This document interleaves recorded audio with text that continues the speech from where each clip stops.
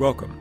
I'm Bill Moyers, and my guest is Eddie Glaude Jr., author of Democracy in Black, How Race Still Enslaves the American Soul. In the first part of our conversation, Professor Glaude and I discussed the crisis that continues to engulf Black America. You know, we talk about the achievement gap, we talk about the empathy gap, we talk about the wealth gap. And the value gap is this, that is the belief that white people matter more than others. And to the extent to which that belief animates our social arrangements, our political practices, our economic realities, under different material conditions, as long as that belief obtains, democracy will always be in abeyance in this country.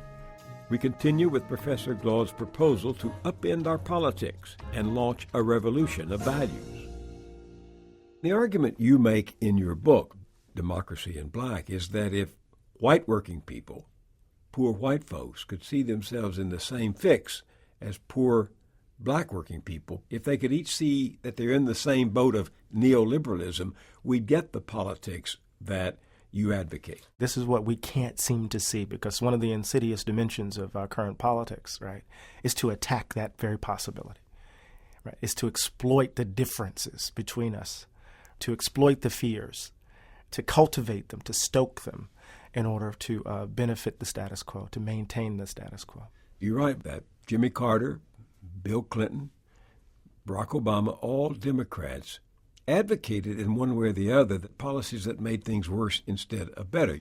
In 1994, the first President Clinton signed a landmark crime bill that imposed stricter prison sentences and provided more money for building prisons. Those measures helped fuel an explosion in our prison population and disproportionately affected African Americans.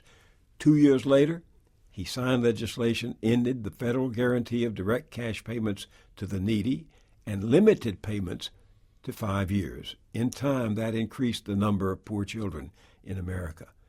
Yet Bill Clinton got reelected. Yeah. It's a paradox.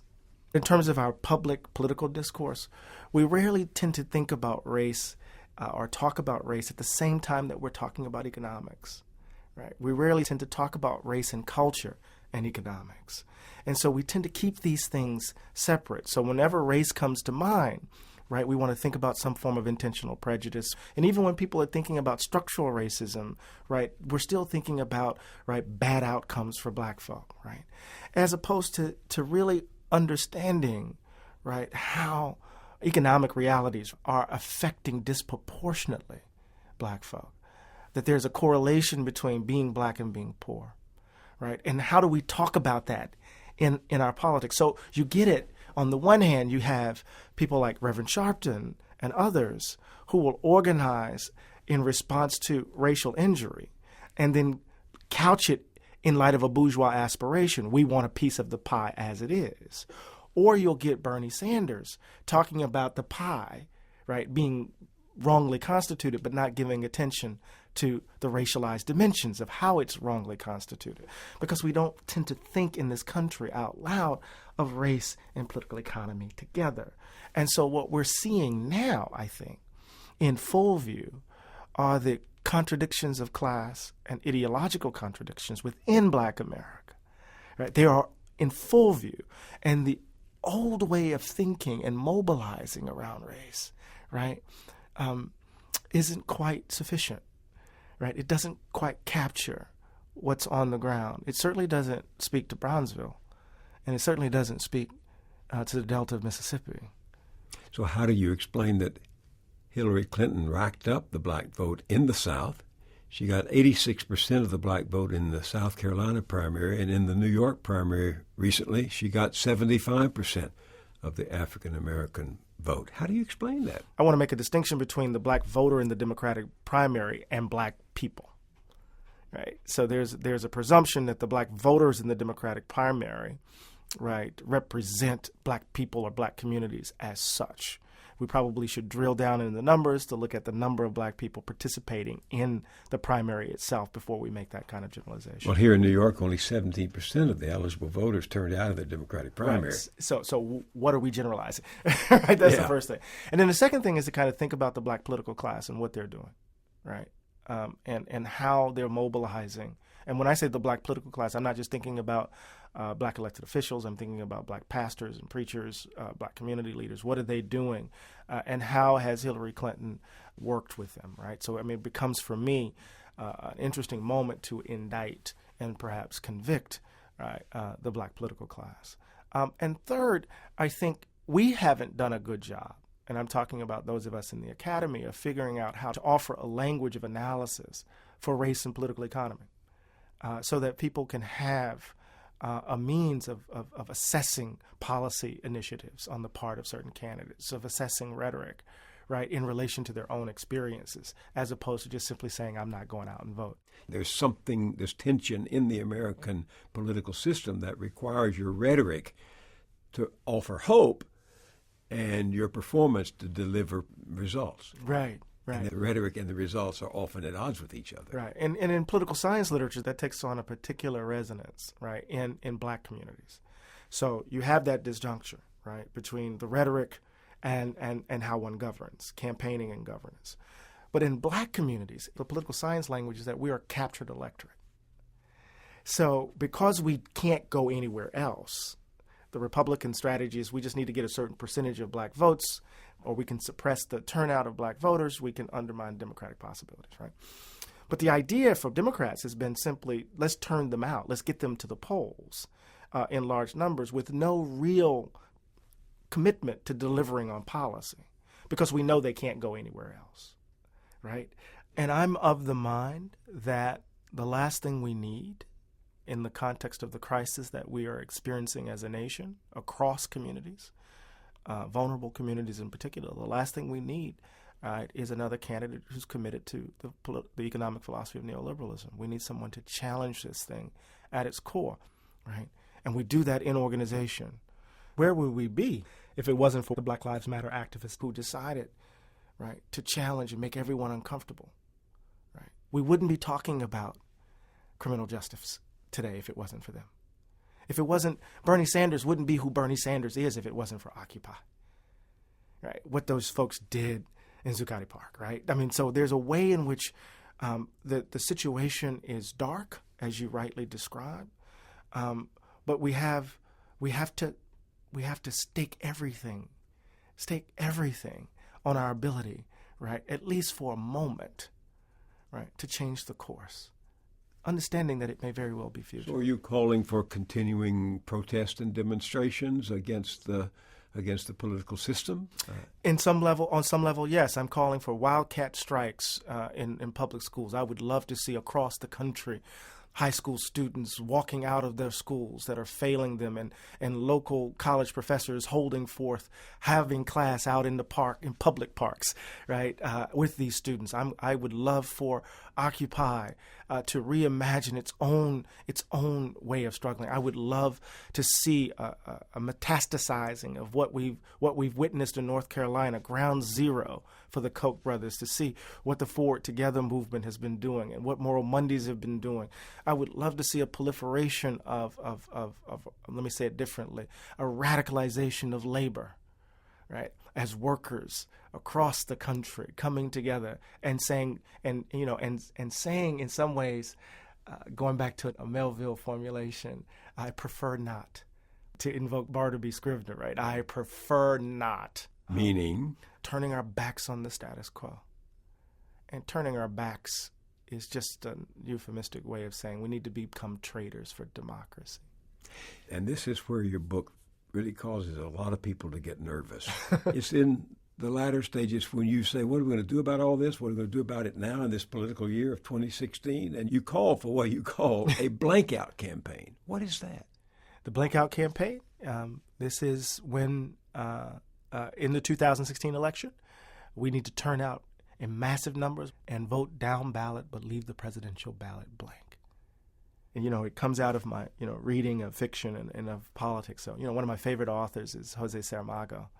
He wrote the novel Blindness, Portuguese writer. Blindness, he wrote another novel, Seeing. And in Seeing, the heart of the plot is that there's a massive election and people turn out in massive numbers.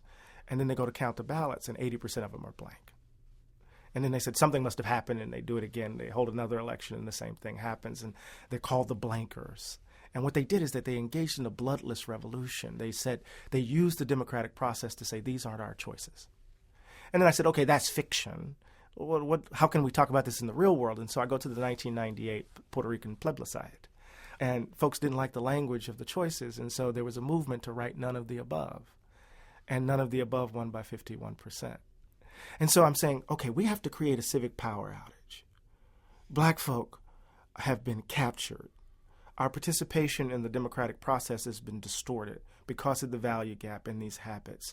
We need to do something dramatic. Do you think black folks will go for this, given the fact that they haven't had the vote for very long, and even now, after they got it in 1965 with the Voting Rights Act, the Republicans are trying to take it away again? Yeah, I mean, this is the key thing, right? I mean, that's a key question. One of the things I don't believe that black people died for the vote. That to me is heretical. I don't think one person gave her life for a vote. They gave their lives for freedom, for a more just world. And so what I'm suggesting is that we need to think about voting strategically and tactically, not giving up the vote. It's too sacred, right? So I'm saying go to the polls, right? And I'm saying vote down ballot, affect this election, right? But we have to change how we orient ourselves to the democratic process, and we have to short circuit how the Democratic Party orients itself to us. So then usually when I've said this, people go, oh my God, what are you suggesting? Yes, because none of the above is Donald Trump's middle name. Yeah, and guess who would choose him? It would be Democrats, because the blank out campaign would not be necessary if the Democratic Party would just simply put forward concrete policies to address, right, the concerns of black communities, right? So this is the thing. Why should black people bear the burden of holding off the fascist or neo-fascist tendencies of the right? Why should it be our principal responsibility? If the only thing the Democratic Party has to do, if the only thing it has to do is to put forward a serious and genuine agenda to address the value gap and the habits that sustain it, and it refuses to do so, then what does that say about it? What does it say about those who lead it? There is this sense that if you don't vote for a flawed candidate, you will get an even more flawed candidate. Right. And that is one of the most efficient ways to keep us from being curious about what's possible. We've been talking about the imagination. We've been talking about the way in which the black radical tradition, as one instance, has been in some ways redacted from our national story of the black freedom struggle, as if Dr. King's bust was destined to be in the White House or something. And so part of these moments when people make that kind of move, it's really aimed at forcing you back in the box. So whether the blank out campaign is feasible or not, it's a provocation designed to get us to think outside of our current options. What the Clinton campaign and what the Trump campaign and what the DNC and the RNC, what they're trying to do and what they're trying to sell us all is that our only options, our only choices are those right in front of us. And it seems to me that if democracy is going to be salvaged in this country, right, we're going to have to do something much more dramatic than that. We're going to have to choose something much different than that. And so we have to figure out how to reboot this thing. You want to threaten the Democratic Party. That's what we need to threaten it to the core. You call on African Americans to free their political imaginations from the stranglehold of black liberalism.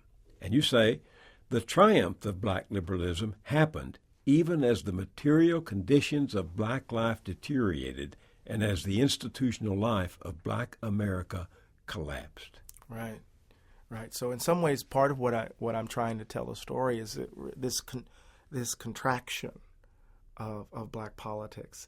I love to talk about with my students the richness of black public life at the turn of the 20th century. When you think about black associational life, I mean, you're talking about the founding of the NAACP and the Urban League, but also the National Associations of Teachers of Colored Students. You're talking about black sororities and fraternities. You're talking about the National Negro Congress, the Council on African Affairs. You had new characters emerge on the scene, Garveyites, black communists, right, black Pan-Africanists, right, along with black liberals who had Pan-African sensibilities. Du Bois, in his earlier phase, organizing Pan-African congresses. Black political life was rich and variegated and had depth as we were building the institutional culture that would produce the children of the civil rights movement of the 1950s and 60s. We often think about World War II as the site of radicalization, but actually, this early period of ferment was the fertile ground that those children were raised in. And now what do we have? Black institutions are collapsing. We've witnessed the disappearance of black churches. We've witnessed the emergence of a theology that is perfect for neoliberalism. Let's call it the prosperity gospel. God wants you to get rich. Yeah, it's perfect for the period. What's happened to all these institutions that you're talking about? Because as you say, the collapse of the black communities, black neighborhoods, black institutions, black organizations, you know about it, but it's largely invisible in the news, in the newspapers, on the evening news. Most people don't know what's happening to the institutions and organizations you are describing. Well, some of it is happening because of the effects of ongoing integration. We know the once venerable black press, from Pittsburgh Courier and the Chicago Defender, the Black AP, is a shell of what it once was. And now we see other places, Morehouse and Howard and Tuskegee, struggling as the Harvards and the Princetons and the Yales and the Amhersts and the Williams are offering financial aid packages such that even if you wanted to go to Morehouse, you could go to Princeton for free. Right? The landscape has changed. But it's all in the name, and E. Franklin Frazier talked about this in his wonderful text, Black Bourgeoisie, when he talked about the world of make-believe, the world that black folk had to create as a result of segregation would begin to crumble as integration happened. But the strange thing, the ironic thing, is that integration is just a pipe dream. We know for most of American society, integration hasn't happened. So the free spaces, those free spaces where we could cultivate the capacity to understand ourselves otherwise, where we could be imaginative and bold without the white gaze, where we could imagine ourselves as civically engaged, those spaces are collapsing. I use the metaphor of us being on a tightrope. You have the institutions that were created under conditions of segregation at one end, and the dream of post-racialism at the other. And these institutions are unraveling, but we're still on the damn rope, right? We're still on the rope. I need to talk about fear. Yeah. You write that Americans experienced several racial, moral panics in the latter half of the 20th century, all related to the fear of black criminality. So my question is, where does the white fear of black men come from? You know, it's a hard question to answer. I think it's actually rooted in a host of stereotypes about who black people are and who black men are in particular.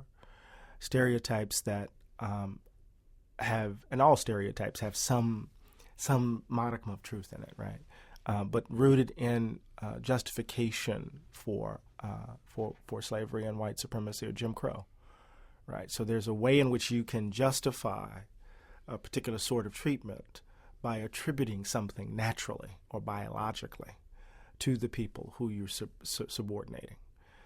So black people needed to be enslaved, right, because they were childlike, right? They couldn't manage the burdens of citizenship. Or black people need to be policed because they are inclined to steal, to criminal behavior. Does this fear keep us from talking openly about race? Oh, absolutely. And what's so striking is that black fear of triggering white fear keeps us from talking openly. How's that? It's part of that common sense. You're from Marshall, Texas, and so there's this sense in which you're taught how to navigate these spaces. So you're concerned about making white people feel uncomfortable. So you're in these spaces. I'm at Princeton, right? You can imagine some folks at McKinsey or some folks at Harvard or wherever, and they have to be in these spaces, and so you can't. You hear that off-colored joke, but you don't say anything. You kind of suppress, right, the kind of cultural way in which you might be in the world. It doesn't show up. You dress a particular sort of way so that you don't make anybody feel uncomfortable. So in that moment in which you hear something and you know it's not right, you make the decision not to speak directly to it, or you engage in the kinds of contortions that I talk about President Obama doing. And remember, I said President Obama actually reverses the code switch in the kind of code speech, right? It's not, he doesn't engage in a racial dog whistle to trigger racist commitments. He engages in the racial dog whistle to allay kind of racial concerns. No, I'm not the Manchurian candidate of black revenge. See, I'm a good one.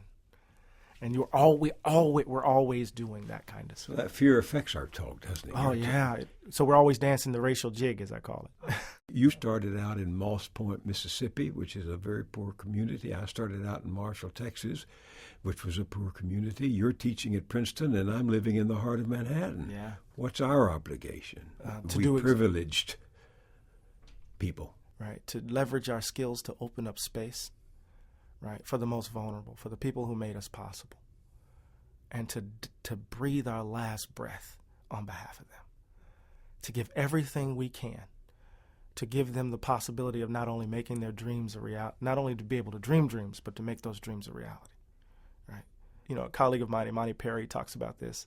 They can always point to the exception, right? I'm an exceptional Negro, right? And then I become the basis for judging all the folks who didn't make it. Apparently something's wrong with them, when in fact I rolled the dice. So you have some of us who've emerged, who've been successful, we've gotten a piece of the pie, and our argument has been, if you just make the rules fair, we could get our pie just like you got yours, as opposed to the game being wrong, and immoral. And what you have is a black political class that all of this has happened on their watch. I say to my friends all the time, if you're on a bus, and even if you're not driving it, but the gas pedal is stuck and you see us going over a hill and you're not opening your mouths, screaming at the top of your lungs, then you're just as culpable. But you can't blame Eddie Glaude for wanting to teach at Princeton. No, not at all. I'm not in Marshall and you're not in Moss Point. I mean, this human tendency is maybe working against us as much as racial habits. Yeah, but no matter where I am, I'm Juanita's child. And my mother had her first baby in the 9th grade. She cleaned toilets for a living till she came to supervise the cleaning detail of Ingalls Shipbuilding. No matter where I am, I have to put forward a conception of the good, a robust idea of community and mutuality that reflects the toil of my mama. So I don't begrudge you for being at the height of your career, or I don't feel the guilt of teaching at Princeton. I feel the obligation of opening up the space for everyone to actualize who they are, to become who God called them to be. The book is Democracy in Black. Eddie Glaude, thank you for joining me. Thank you so much for having me.